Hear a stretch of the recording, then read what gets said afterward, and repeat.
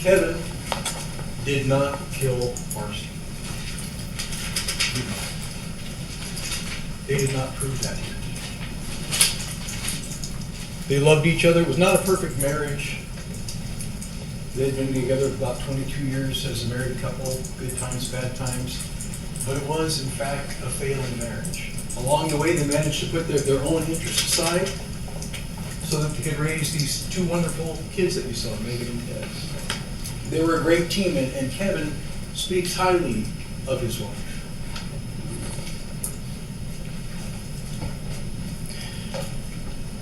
I won't go through all the details because you've heard them all just recently, but I'm going to kind of jump to this part. In 2017, they buy the new house.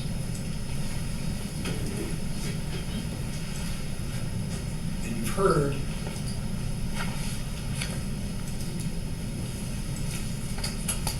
that with the house comes this bed set with a nightstand. You're probably really sick and tired of hearing about nightstands, but you know why this is important? Because it doesn't mean anything.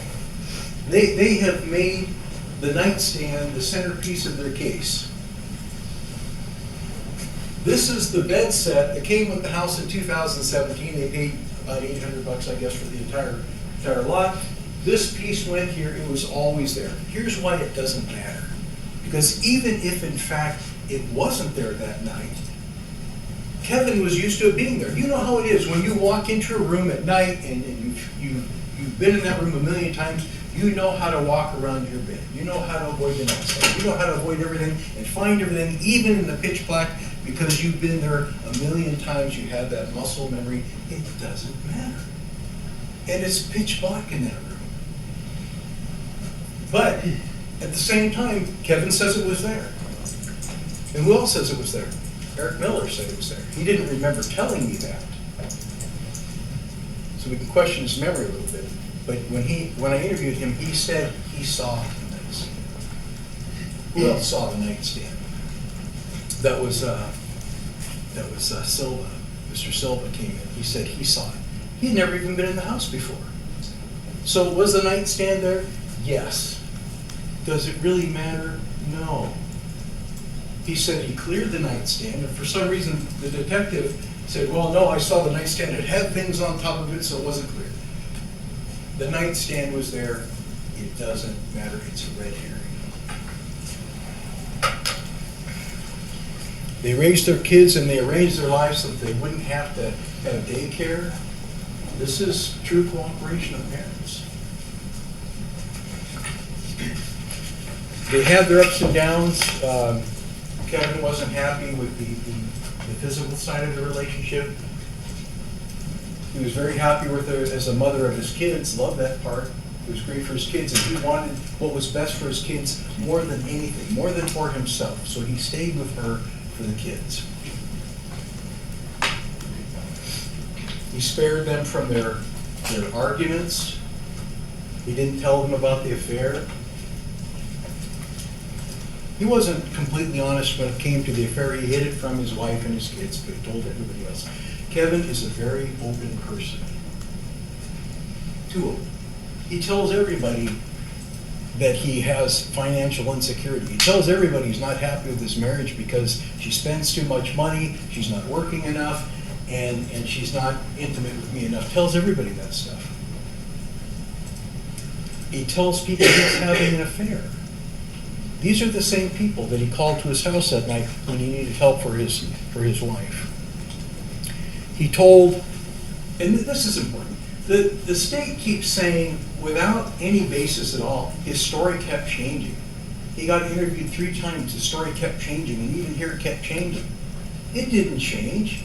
You have all 3 interviews. If you have the patience and the time, this is an important thing, listen to all 3 of those interviews if you have the time for that. The story is the same every single time. I got Chinese food, I went home, and we watched movies, we were intimate. He doesn't say that part every time, but he's never asked. And at some point, Marcy went to bed. She came down for ibuprofen. She went back upstairs. She threw up. I went to help her. She went to bed. I went back downstairs. It's the same story every single time. And he's not planning for this. This is not a plan. The first one is when his wife died unexpectedly, and he's being approached by a detective first thing in the morning within an hour and a half of her death. He tells the story. And then he doesn't know an investigation is going on. And on the 23rd, this is just about 2 weeks later, detectives show up unannounced. He invites them in, talks to them for a long time, and tells the same story every single time. He mentions the garbage bag on the floor. Okay? That never came up for the detective because that would have verified the story. He told them about it. At that time, they could have gone back and checked the Washington Police Department pictures because the investigator who went out there took that photo that has the pants and the garbage bag on the floor. That was left there before everybody came in because once Marcy was pronounced deceased, everybody went downstairs and Officer Southern cordoned off the area of the garden and let everybody back in. There was no way for him to plan and make up all this stuff. And with regard to finances, sure, wish they had saved more money, but were they having financial difficulty? No. They made pretty good money, and in all this 2 years, all the investigation they've done, all the records that they've recovered, the financial records that they recovered, you know how many debts they found in default? 0. Objection, facts not in evidence. There was no evidence. Sorry, I overruled the objection. Remind you that the argument is just that. It's not evidence. If you hear a statement that's not supported by the evidence, disregard it. If you hear a statement and it is supported by the evidence, give it such weight as you think. There is not a single shred of evidence in this case that they had a loan in default anywhere, ever. Marcy tragically passed away. Marcy had underlying health conditions. We will never know all of her underlying health conditions because she never saw the doctor. She complained of having chronic headaches. She had headaches nearly daily, every other day. Carried a Costco-sized bottle of ibuprofen with her all the time for headaches. That's not normal. Who has headaches every single day and doesn't go to the doctor about it? Who has chest pain starting just a few months before this matter happens? Who has chest pains periodically and doesn't go see the doctor? She never has medical care. There's not a single record of her ever having one single physical or annual checkup with a doctor. Nothing. All she has is urgent care. That's it. The one thing that she did have was the LifeScape. And why did she have that? She had that because Kevin wanted her to have it. It was a benefit they had available for her. He scheduled it a year in advance so that she would at least have this check. And she went there and said there was really nothing wrong. But what did it reveal? She had fatty liver disease. She had high cholesterol. She had PVCs, which may or may not be a big problem in combination with other things.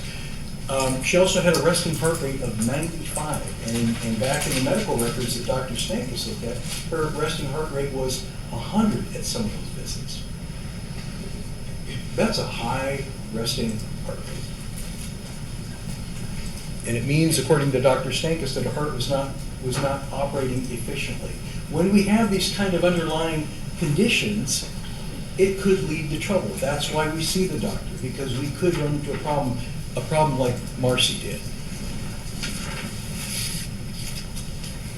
The story he told over and over and over again to you is the same story about getting Chinese food, coming back, watching movies. Every single time it's the same. Now, the phone records that the state brings up, this a challenge. Look through the records. Here's what you'll find. You'll find that there's activity on both phones, kind of off and on throughout the day. People live with their phones. I don't care where they go. They sit around at home, they got their phone. When they go to dinner, a lot of people keep them on the dinner table. Some people do it in the car. It's with us constantly. We do everything on these phones. So it's not surprising there's activity. But if you look at these phone records, if you look at them side by side, you got steps data for Marcy and for Kevin in there. And understand this, it's not the person, it's the phone. Kevin went to bed about 11 o'clock or so. Marcy is still surfing, and she's looking at Mother of the Bride dresses between 12 and 1 o'clock in the morning. Kevin is asleep. Yes, he told the police they were both asleep because that's what he thought. He believed they were both asleep. If you look at the records and compare them side by side, and you can make head or tail of them, you will see that the two phones travel together 4 times in the evening. The phones are traveling at the same time. Marcy knows his passcode. Marcy's following up on his web searches. There is one point where Marcy is checking, and you saw it on the display that the state just had up. She's looking at Hotel Ledger. She's suspicious.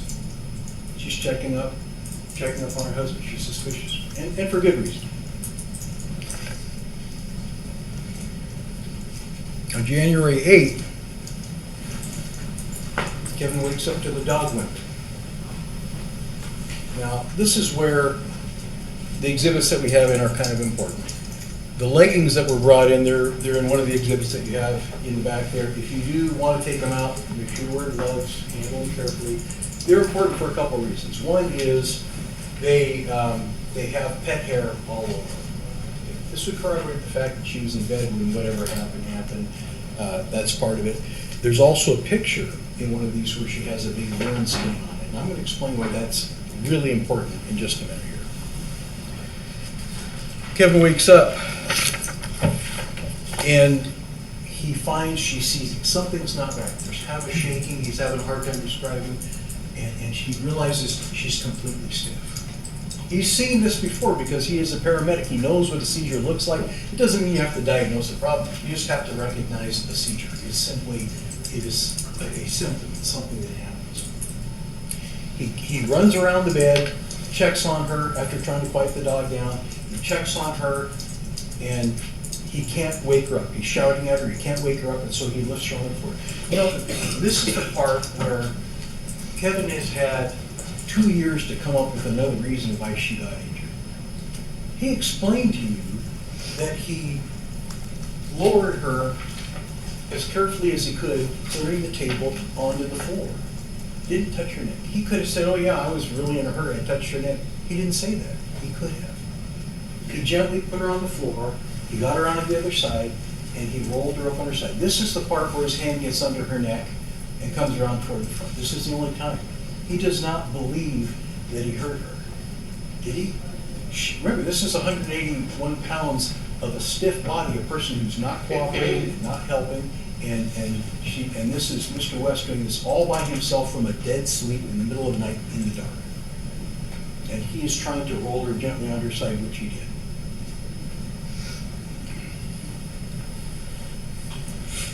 He realizes that he can't help. He's a paramedic, and he's calling for help when he's the one who's supposed to be the help. That takes a swallowing of pride, a person who thinks about somebody more than himself. So he calls 911. You will have the 911 call with you. And I encourage you to listen to it again. I know you've heard it twice, but I strongly encourage you, because when you listen to that, you can hear what's happening. It starts out as a seizure. He's alarmed, but he's not panicking. He's trying to do all the right things. When you listen to this, ask yourself, does this sound like a man who just choked out his wife? No, it doesn't. This sounds like a man who's trying to help his wife. A man who's worried about his wife.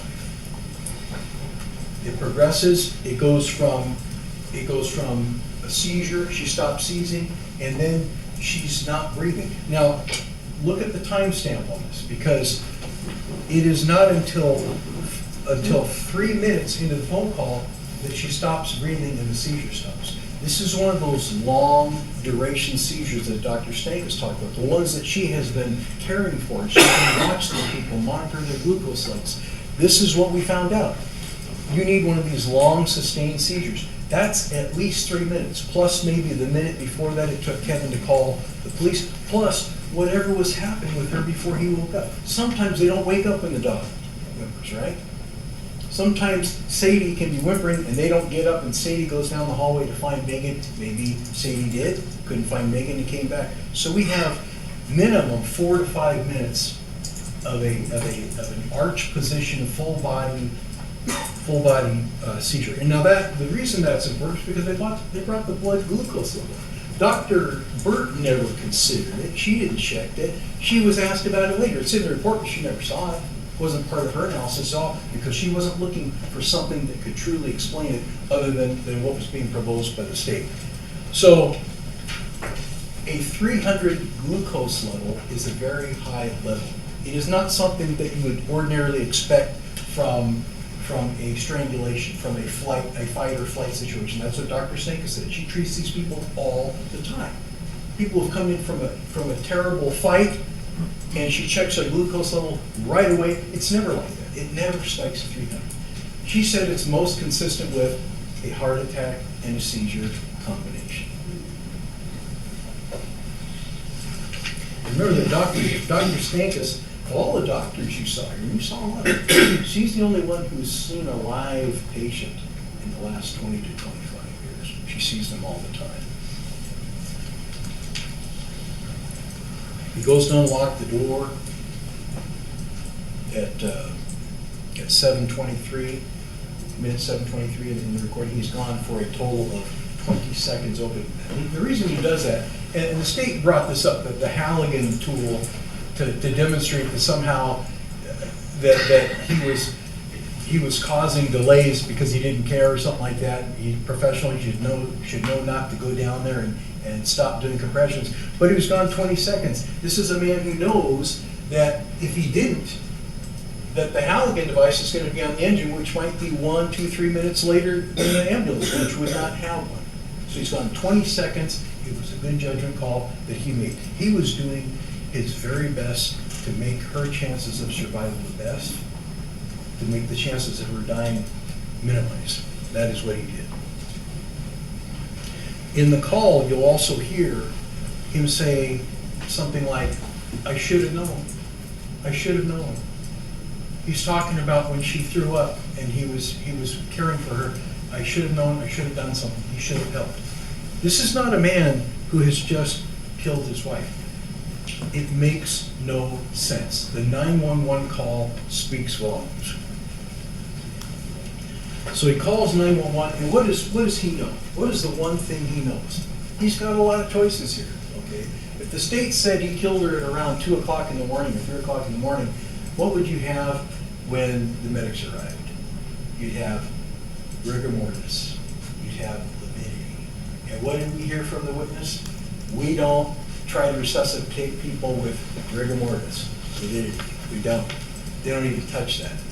So we know that this is a person who's just recently gone into cardiac arrest. We know that.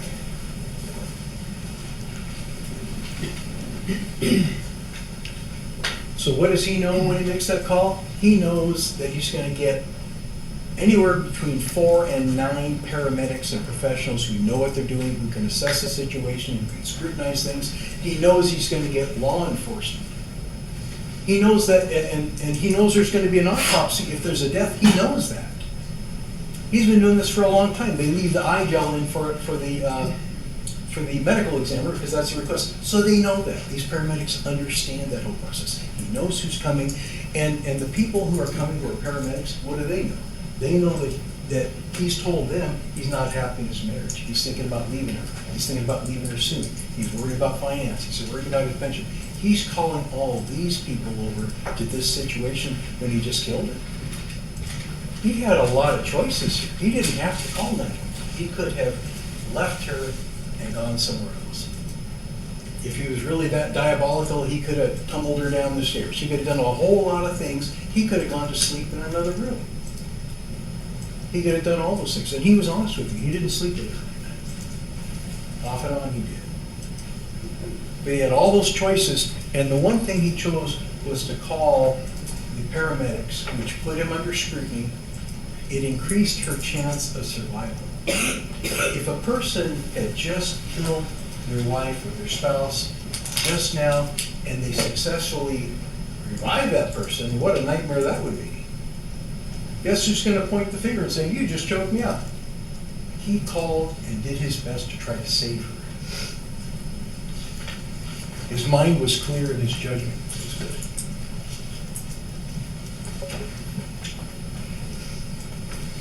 When the medics come in, they're working in the dark. It's not the pitch black that Kevin was working in, but they're working in the dark because they have just the lighting from the bathroom, from the hallway, and the closet. That's about it. So they're kind of working in the dark, but they're doing their very best. And this is what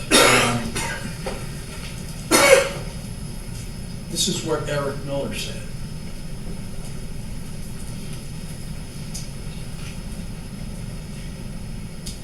He said, we bring order to chaos. Remember that? Even a paramedic can recognize that this is not a calm situation. They're not being gentle. They're not treating them gingerly. This is a last-ditch effort, one of them said, because this is the only chance they have to save their life, and every second counts. They're doing everything they can as fast as they can in a way that doesn't kill the person, but they want to save that person. They're moving their hands quickly. They're handling that person not that gently.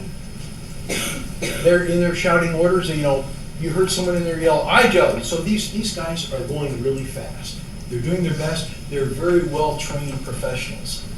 But they're having what Dr. Stankus called aggressive contact with that person. They're working on getting the mask on. They have to get that on there tight so it gets the seal. If you're working with one hand, then you've got to have a much tighter grip to get that whole thing down. And if you're switching hands, you're doing it on both sides. This kind of stuff can happen any single time. Every time this could happen.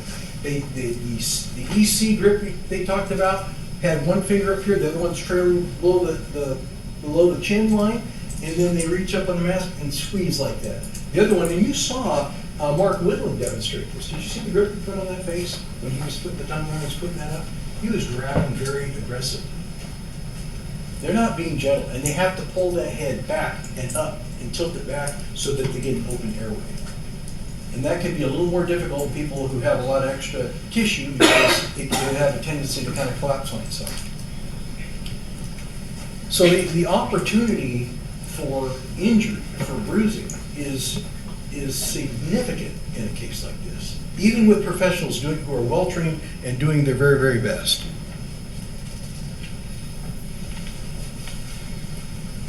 For them, Marcy's appearance was the last thing on their mind. It was a consideration, but they wanted to save her. They weren't that worried about what her face was going to look like later. Now, the state has two theories they've boiled down to. One is that he did I have a hard time saying it, it's a naked rear arm shoulder. Okay. All right. What's the problem with that? Well, here's the problem. So, if you're doing it from behind, and it's in bed, and Marcy is having a seizure, a full body seizure, and this is the kind where they urinate. Remember Mark Woodland said the vast majority of people having seizures urinate, and she did. She urinated a lot. She urinated all over the bed. That's what Mark Woodland said. He said there's a big bunch of urine on top, there was no urine on the bottom. That means it happened on the bed. If Kevin is behind her doing this, why wouldn't he have urine on it? Doesn't fit. But if you're following the program here, if it doesn't fit, force it. The state will have another chance to talk to you, so they're going to figure out a way to force that. Ask them to force that fact. Why is there no urine on Kevin at all? And the idea that now, okay, well, if not that, we're not really sure, but we want you to be sure, okay? Not us, you. Now, it's pressing the thumbs on there. If you're going to press on the thumbs, use your common sense. We had doctors here for 3 days. If you press hard enough on someone to choke them out, you're going to get some fight back, number one, and you're going to get some deep, deep bruising. That's just common sense.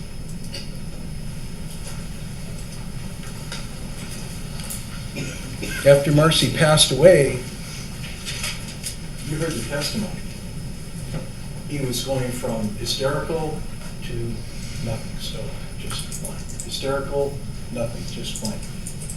How is a person supposed to behave? Everybody processes grief in their own way. Everybody's different. And none of us know until we get there, and hopefully we don't. None of us know how it's going to be, how we're going to behave. Kevin Valines, who used to be a good friend of his, came down in the morning. And at that time, he said Kevin just had no emotion. And he said something like, I feel bad for not feeling bad. It was at a moment where he was feeling nothing, and he shared that with his good friend. He didn't say, well, I'm sure glad that happened. He didn't say, hey, buddy, I can tell you, this is not the worst thing that ever happened. It was nothing like that. He just, with nothing going on in his head, just said, I just feel bad for not feeling bad. Or I feel bad for not feeling worse, something like that. But he was having a candid moment in these numb, blank feelings of confusion, and that's what he said to his friend. Scott Slocum says that he said, I feel relief, I feel a burden's been lifted. That was not a conversation that happened that day. That was something that happened later. And it wasn't, the context is so out of context that there's no connectivity as to what they were talking about. It has something to do with people providing food for the family, and they had this food train that the union put on, and they had this train of food coming every night, and it was such a relief. It lifted such a burden because they had family around, and it gave them food to eat so they didn't have to worry about that. To take that out of context is ridiculous. Casey Jones comes over the first night. She's the gossip.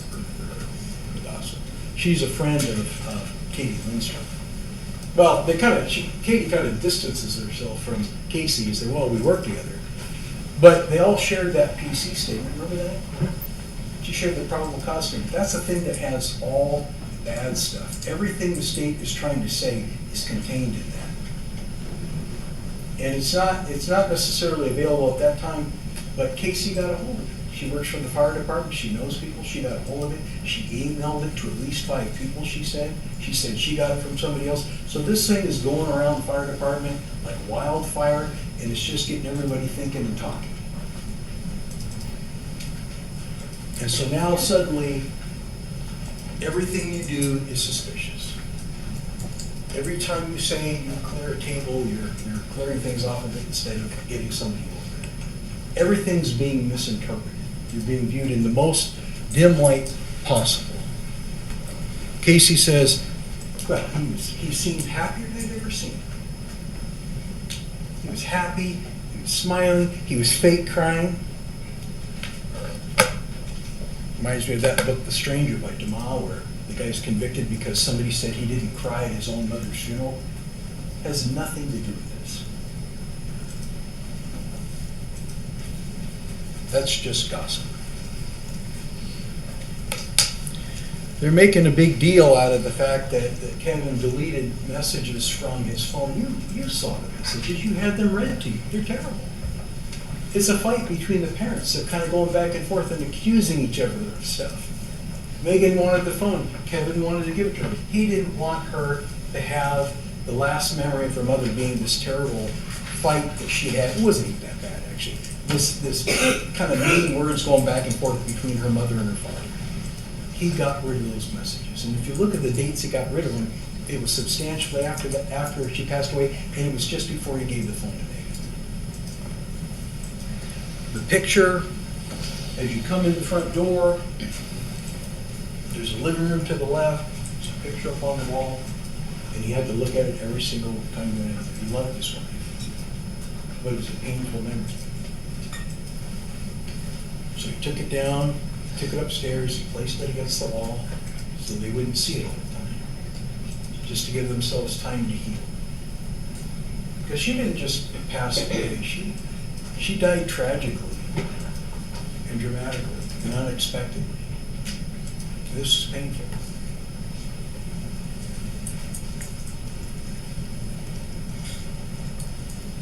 The furniture, you heard a lot about the furniture.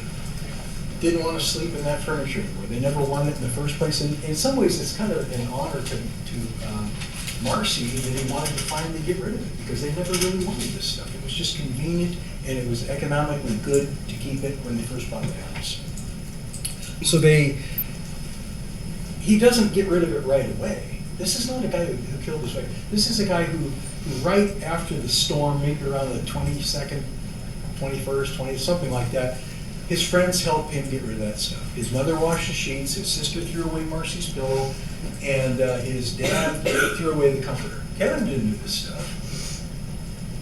And then they're talking about him vacuuming his room. Well, his friend did that. You heard Wade talk about that. He said he's the one who did it because he helped with the bed.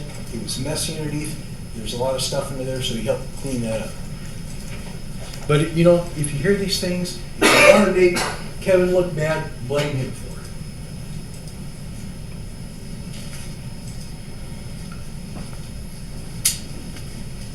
it. The police show up unannounced on the 23rd. When he hears them there, he invites them in, holds the dog back.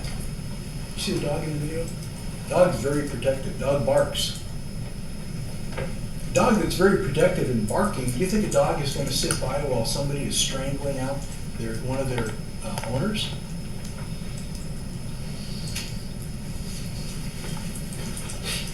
These are the things, we can't put the dog on the stand, but the dog can testify. The dog didn't say anything. In fact, in the videos, the dog loves Kevin. The dog was hanging all over Kevin.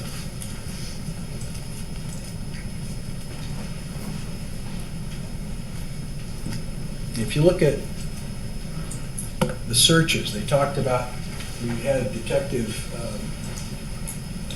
Ellison testifying, they had thousands and thousands and thousands of text messages and Google searches and whatnot.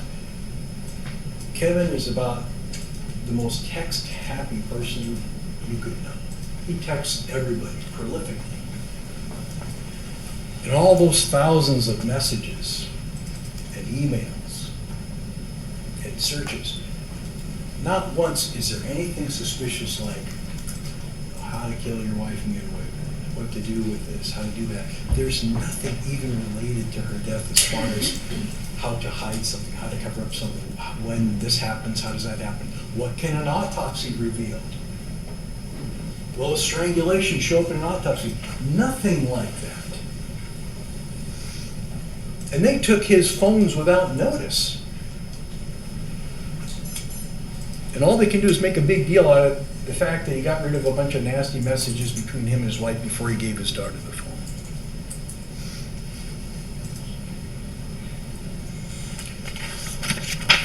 It is true that Kevin had an affair. It is. It's true that he was in love with this other woman. It's true he had plans with her. He didn't tell the detectives everything about it because they didn't ask him about it. He didn't. He was just kind of talking about, was he downplaying a little bit with them? Probably. But at the time, he didn't know he was under investigation for the murder of his wife, who passed away tragically by his side. He didn't know that.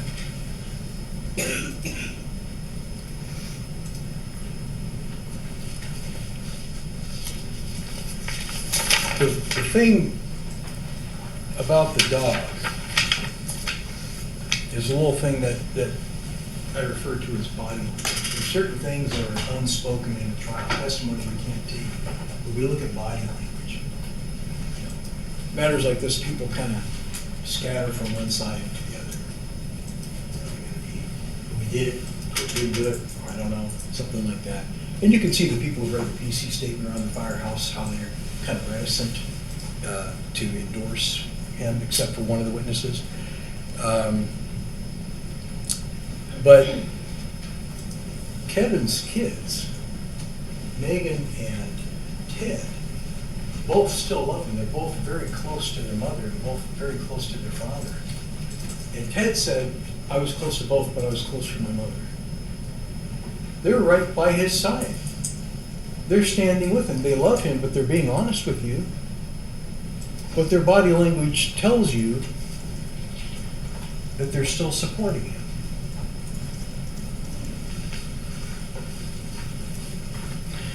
The autopsy in this case, and there's two. There's two autopsies. There's the first one that doesn't reach any conclusion.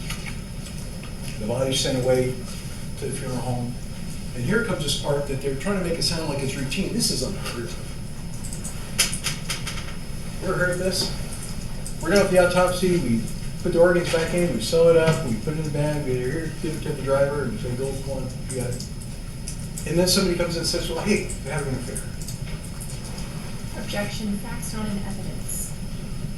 I'll overrule the objection. And then call up, hey, have that driver turn around, bring the body back, and then a day later they start again. And Dr. Burt said on the stand, when she's talking about the injury, she goes, it didn't look that bad to me the first time. It didn't look like that much. It looked worse the second time, after she had this new information. Where's the objectivity? This doctor's being swayed by a rumor.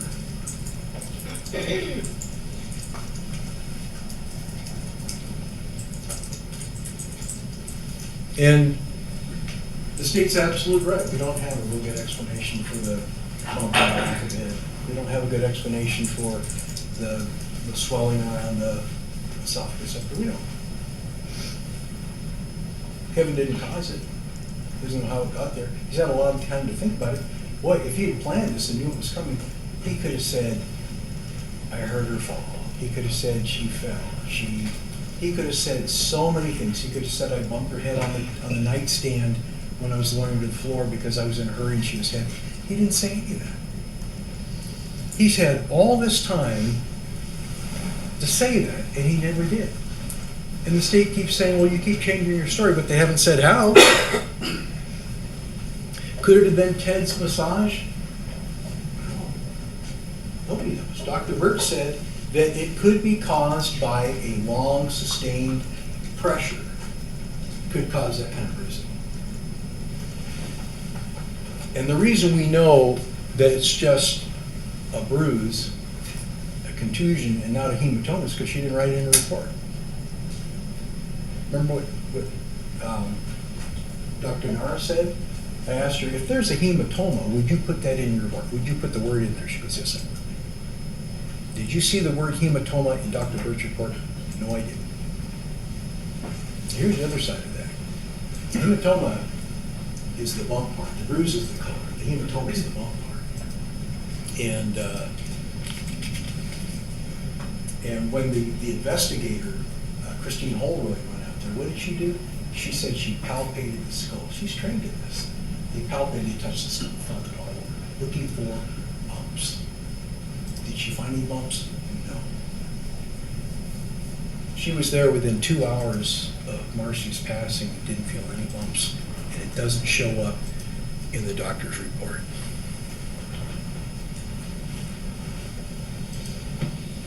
The bruising around the jawline, that's just EMS efforts. Do we know that for a fact? No. But it makes sense. Because you don't have to force the facts to make that fit. If you want to believe the state with their story, you got to force it. You got to do a whole lot of forcing.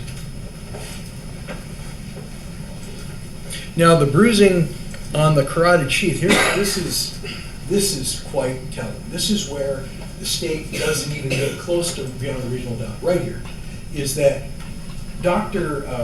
Burt said, well, we don't cut into the carotid sheath. That would be the only way to really verify that it had been impacted. We don't do that. Why? Just because they might want to do a showing. When EMS did their work, the last thing on their mind was the appearance of her face.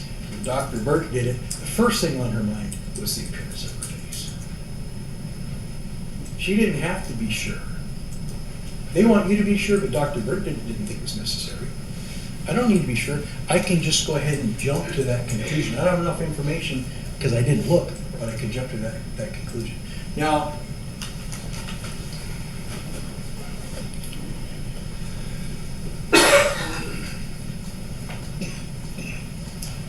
you will have those leggings in evidence, and I encourage you to take a look at them. It just kind of corroborates the hair and so forth.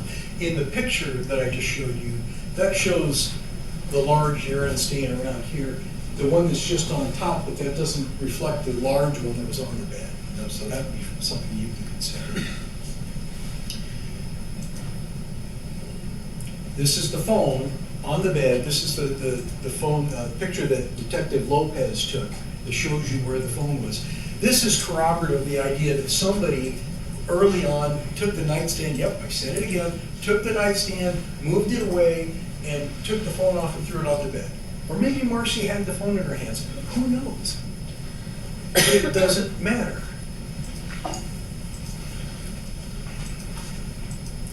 We talked about the closet.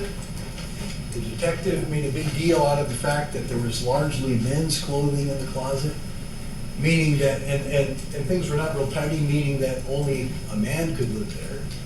But remember, this is all women's clothing over here. This is Kevin's work stuff, and those are a few of his shirts right there. And Marcy's got a big pile of clothes down below in drawers or something like that. There's another view of the same. And you'll have these in evidence. You can look at these and ponder these all you like. This is Marcy's complexion. And the doctor said she could see petechia on there. Dr. Nara said, yeah, it could be. Dr. Stenka said, mostly not, maybe a couple, but there's a lot of opportunity for petechia. It could be the throwing up, it could be the Lucas device, it could be the compressions, it could be a whole lot of things. But this is not what you get. These are not petechia, these are blemishes here. This is not what you get when somebody is choked out and killed. Because Dr. Stanka says she's seen people who've come in from training at the military base and they practice this chokehold. In 20 seconds where somebody is just passed out, they have a sharp demarcation between no petechia and lots of petechia. And that's because she explained about the compression of the jugular and the carotid and the vertebral artery still supplying the brain. You remember that, I won't say it again. But there would have been significant petechia, and there's just not. But rather than be sure, why don't we just take a leap and just assume it is? And that's what we did here. Why? Because she didn't take the 5 minutes it would take to cut out that little spot, send it to the lab, and see if it's petechia. It wasn't worth her time. Why bother? Why be that sure when I can assume it and I don't have to do the extra work? Dr. Garrett doesn't take that long. When I asked Dr. Burt, remember this? She would not tell me how long to take. I don't know, I can't answer the question. She would not tell me anything. She wouldn't agree with me on anything. I asked her if it was better to do an autopsy quickly. She'd go, could you define quickly? So she did not want to cooperate with me on anything. This bruising, this is blemishes, maybe a little bit of CPR, injury, if you want to call it that. And injury is kind of a strong word. A little bruise is not an injury.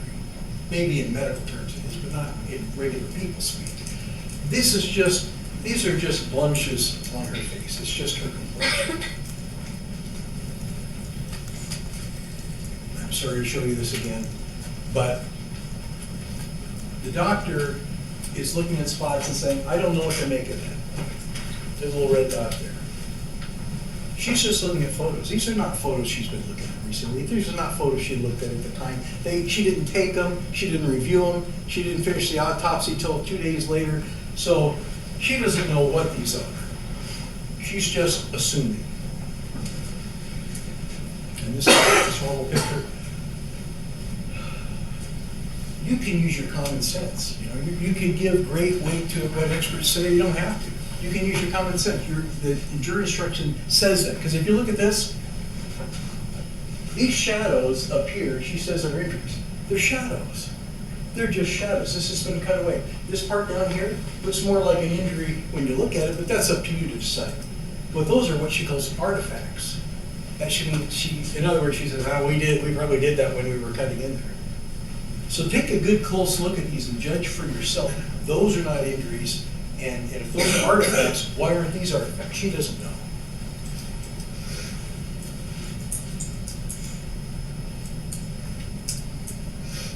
And sometimes a bruise is just a bruise. People get bruises all the time. Anybody who works in a shop gets bruises all the time. Anybody who works in the yard gets bruises all the time. Do some gardening, you get bruises. We all get them. Sometimes we'll have a bruise and you don't know where it came from.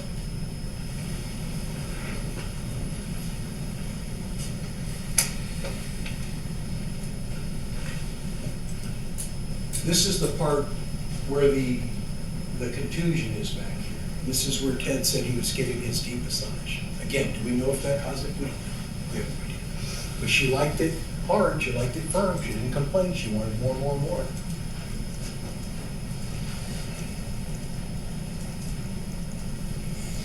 This is the picture, the wedding picture that Kevin took down and put upstairs.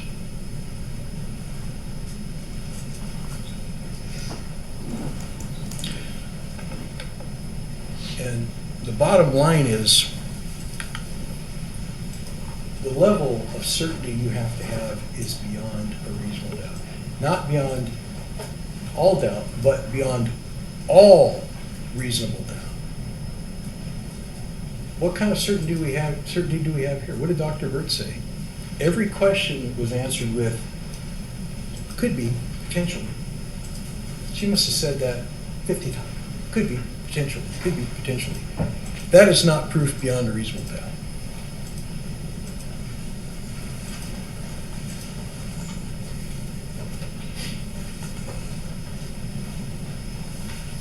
It is a guess.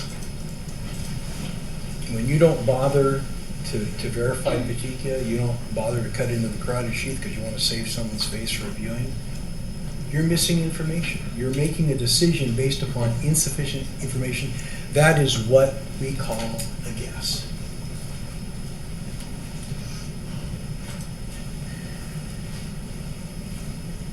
And it is not proof beyond reasonable doubt. There is nothing in the jury instruction that says, well, you can take a guess. It doesn't say that. In fact, what the jury instructions say is completely different. It does not say you don't have to be that sure.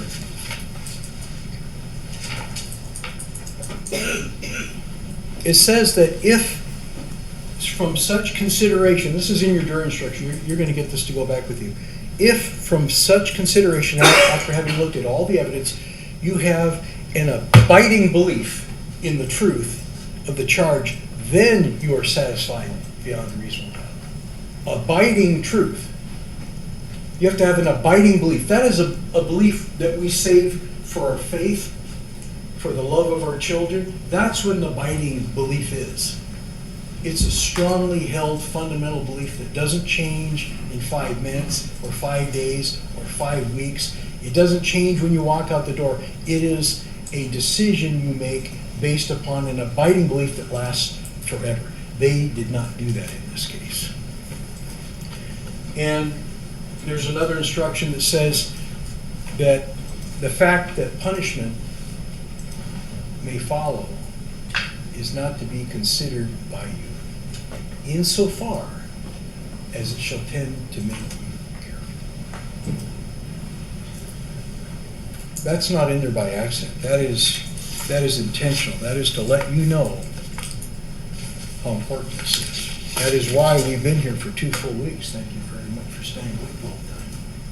We've been here for 2 weeks. We've occupied all your time. We started with about 90 people. We got down to you people. Because this is important. And these words, these jury instructions are age old. There's no mistake. You have to be extremely careful.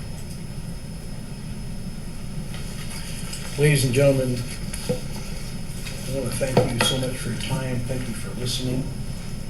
Not falling asleep during my monologue here. And I ask that you find Kevin not guilty of murder in first degree, not guilty of murder in second degree. Thank you. Because the state has the burden of proof, they also have the last opportunity to address you in rebuttal argument if they wish. Did you wish to make rebuttal argument? Yes.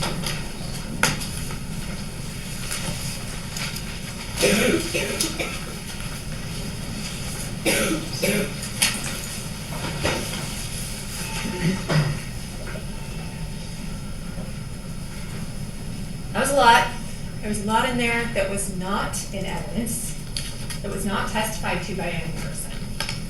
And I think it's an important reminder that what I say and what defense counsel says is not evidence. The evidence is the testimony that you heard and the exhibits that you'll have with you. I'm not going to go through everything he talked about, but there are a few things that I'd like to touch on. One is he said Kevin's had 2 years to come up with a way that she was injured, but he hasn't. Except he has. Remember, he paraded in his son, who had given a demonstration of a massage that he had given his mother, right, where he only touched these parts. In fact, he was very careful to say, sometimes I lift up on the jaw, but I didn't on this occasion. That video where Mr. Walker interjects and says, but that's not how you do, you just don't really remember. You can watch the video, it's in evidence. And then he comes in here, and now all of a sudden he's taking his elbow to the back of his mother's head, which is completely different than what he did in the video, and he's massaging his mother's carotids. It's not reasonable. It's true that his kids love him. There's no doubt. And there's no doubt that they love their mother. And they probably can't imagine a scenario where their father would hurt their mother, so they're willing to do whatever it takes to keep him from being convicted. It's understandable. But it's not reasonable. They're saying it's not reasonable. They've been manipulated.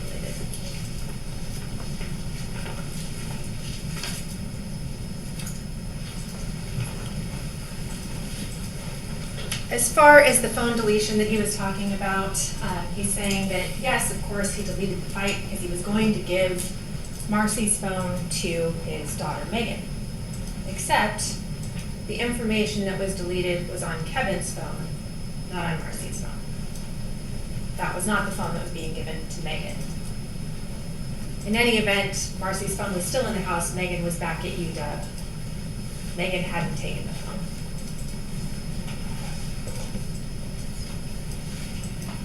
Now, there's a lot of talk about what's going on in the room, right? We're talking a lot about the side table, this nightstand. Why is it important?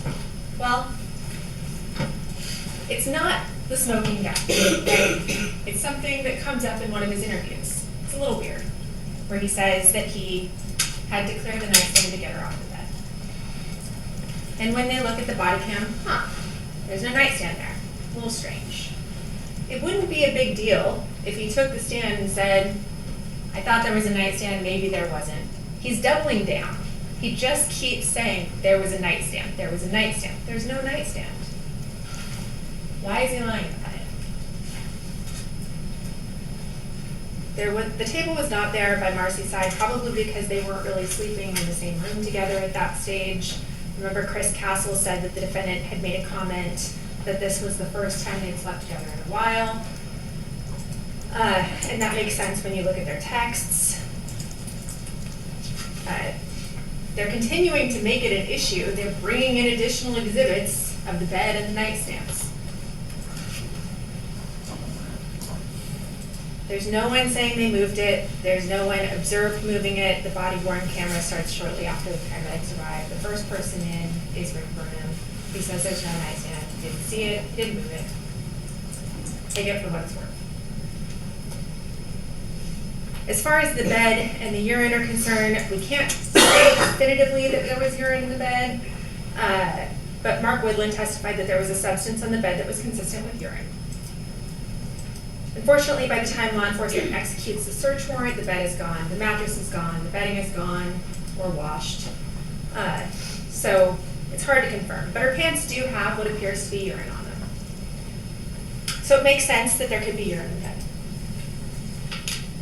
Does that tell us how she died? No. Because you'll remember Dr. Burt's testimony that even people that survive strangulations often urinate themselves. It's a common hallmark of a strangulation. and it's a common hallmark of dying, and it's a common hallmark of a seizure. So it doesn't really tell us how she died. It just gives us maybe a clue about where she was at some point during the struggle or the death. Now, defense counsel showed you a photograph of the bed with her phone in it, where she presumably was, and the sheets. Now, you'll notice that the sheets are also a little bit strange. Sheets are pulled away from the side of the bed, toward the center of the bed, which is a little bizarre if he's pulling her off the bed this way. Why is that? Is it a smoking gun? No, it's a little weird.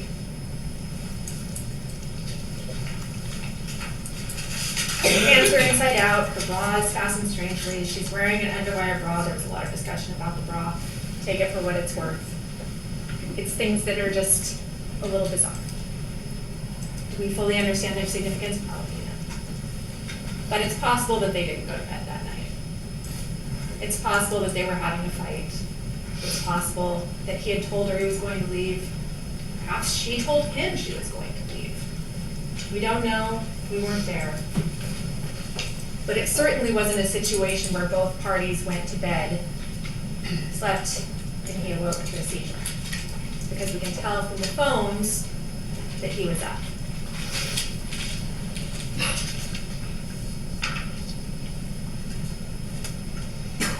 I want to talk a little bit about the experts. Defense counsel brought up Dr. Stankus, Dr. Nara, Dr. Burt. There was two others. There was two paramedics that were called as experts. There was Wade Fairclough from defense, and there was Mark Woodland from the state. They were called. So as far as Wade Fairclough was concerned, he really didn't have a whole lot to contribute.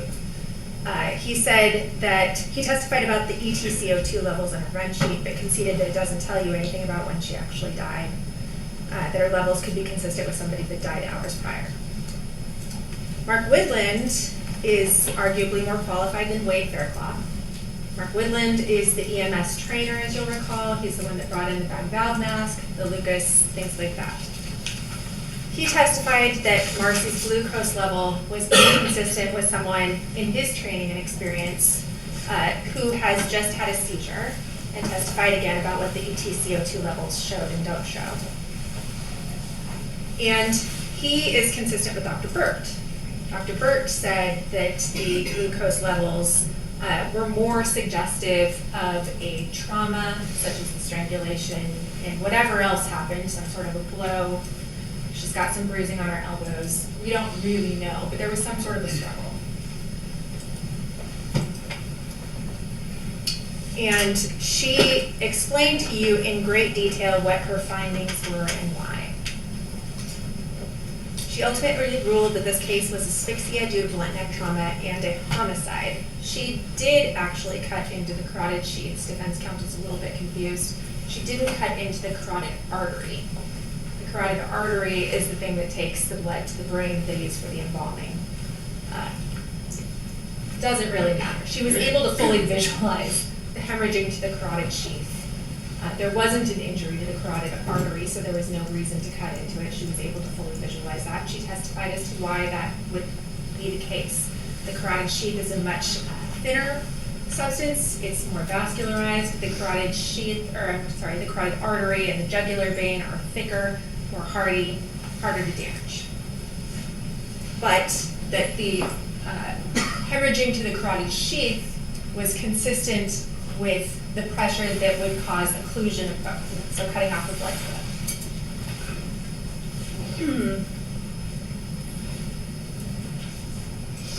Dr. Burt also testified that rigor mortis and lividity would not set in a few hours, as defense counsel just told you.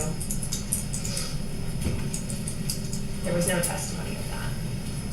Dr. Nara was a forensic pathologist that defense called, but she's also the one that peer-reviewed Dr. Burt's work and agreed with Dr. Burt's work.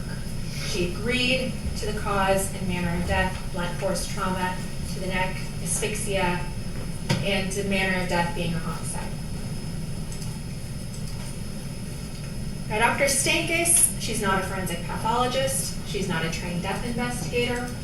She's not a neurologist. She's not a epileptologist or a surgeon. She's an ER physician who works in that capacity approximately half the time. She arguably has a financial motive. You recall she charges $500 an hour. She was not provided all of the information. She was not provided the police reports. She was not provided all of the autopsy photos. She's working with an incomplete set of data. And all she really testified to was that she would expect more petechiae in a strangulation death, and which Dr. Burt refutes, and about the blood glucose level, which is refuted by both Dr. Burt and Mark Whitland. But just as important as what Dr. Stankus does testify about is what she does not testify about. She has no explanation for Marcy's injuries. And you'll recall that she's qualified to. Defense counsel. Counsel's argument, facts not in evidence. Overruled. Defense counsel asked Dr. Stankus, isn't it true that part of your job is identifying the mechanism of the injury? You recall that? And she said yes. But then they don't want to have her actually identify the mechanism of the injuries. Because she won't. She testified that she was asked to opine on the massage causing the injuries, but was not comfortable doing that. Why not? Because as Dr. Burt testified, a massage would not cause these injuries. She also had no explanation for the hemorrhage to the carotid sheath, no explanation for the hemorrhage to the esophagus, no explanation for the bilateral bruising behind the ears. No one of the first responders indicated that they ever put their fingers behind Marcy's ears. In fact, Michaela was asked that and said that she did not. She also said that she didn't use this mechanism for the head tilt. She used this. And so the bruise, that slight bruise that defense counsel just put up, that's down here, Dr. Burt testified that that's over the carotid sheath. That's over the area that the hemorrhage is.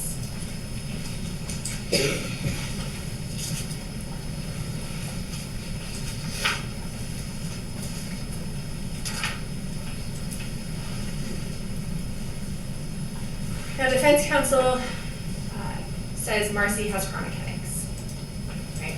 And we're somehow supposed to make the leap that chronic headaches lead to death. There's no testimony about that, but for the sake of argument, let's go down that road. Connie Hahn sat next to Marcy for 20 years at work and testified that she never saw her complaining of a headache, never saw her exhibiting signs of suffering from a headache or a migraine. You'll notice that every witness has her having significantly more headaches. Ted said 4 a year, I think. And then Megan was like, every day, every other day. It was pretty frequent. And then when the defendant got up there, he said she's having them every day or every other day. The ibuprofen in her purse has gone from a travel pack to a Costco-sized bottle. I want to play you a clip. This is from the defendant's first interview on January 23rd. And remember defense counsel saying his story never changes? Did she often have headaches? She didn't have migraines. She didn't have headaches. She didn't have migraines. She didn't have headaches. That's what he said. That's what he said in the first interview with CCSO, January 23rd of 2024. That story has changed significantly. Why? Because he needs to fit the facts. He needs to come up with an excuse for how Marcy died.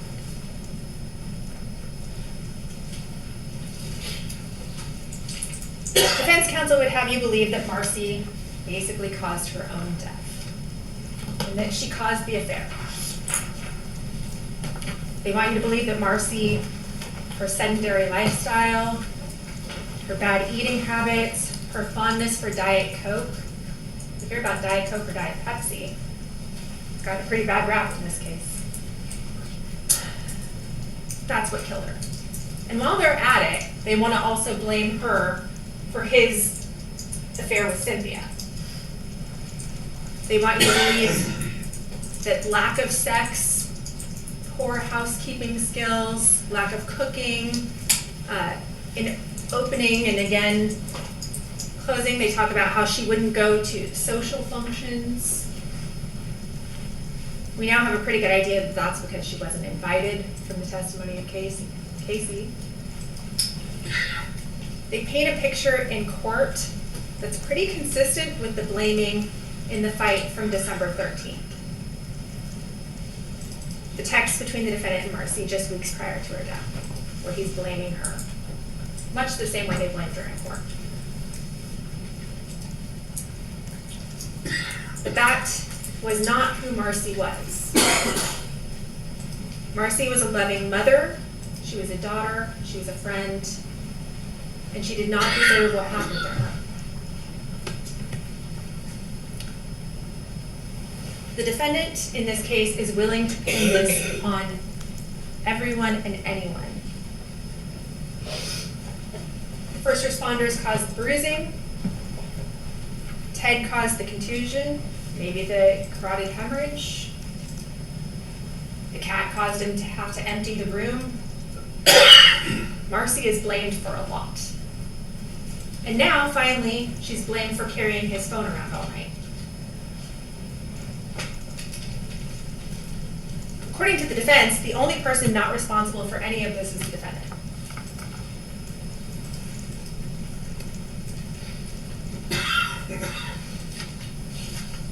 But there's a number of leaps that you need to take in order to buy defense's theory in this particular case. First, someone had to have caused the hemorrhage to the outside of Marcy's esophagus. It wasn't Michaela, it wasn't the eye gel. Dr. Burt told you why that doesn't make sense, it's on the outside. This is a very protected structure. It's between the trachea and the spine, the front and the back, and the carotid sheaths, the carotid, the jugular, sides. There's also a number of muscles right here. It's deep in the neck. This is your food tube. They have no reasonable explanation for that injury. The carotid sheaths, there's hemorrhaging to both of them. They're high in her neck, just under the jaw. They're putting up a picture now and saying it's a shadow. It's not reasonable. Dr. Burt explained in great detail what those hemorrhages were. You saw them in photos. They're taking photos of photos and putting them up. You'll have the actual photos with you. There's no reasonable explanation for that injury. The Apple Health data, you'd have to believe that Marcy got up and was running all over the house with the defendant's phone, basically all night long.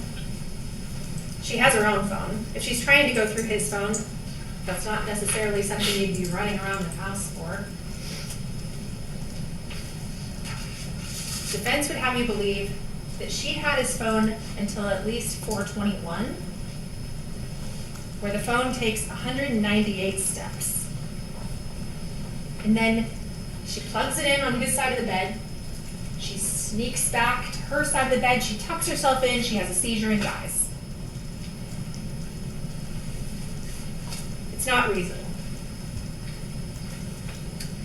If she was up all night going through his phone, it's reasonable to conclude that that's motive, right?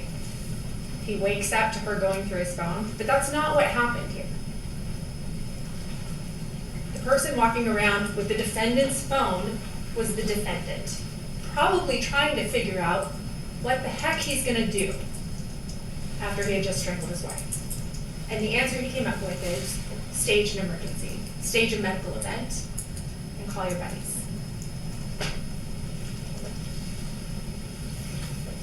And the date.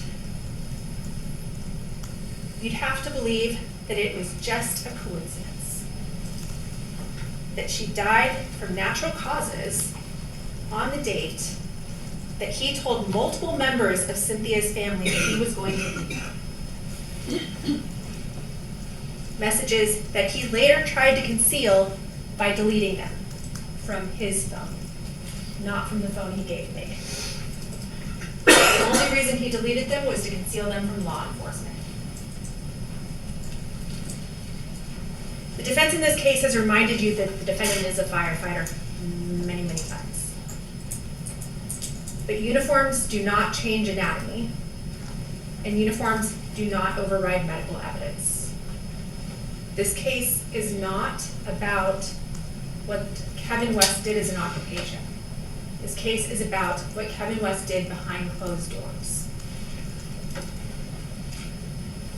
Marcy's body tells us what happened to her, his phone tells us why, and when you put all of it together, there is only one conclusion that fits every piece of the evidence.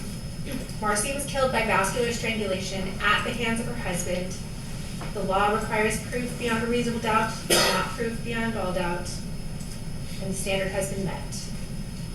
On behalf of the state of Washington, we ask that you return the only verdict consistent with the evidence in this particular case, and that is guilty on both counts. Thank you.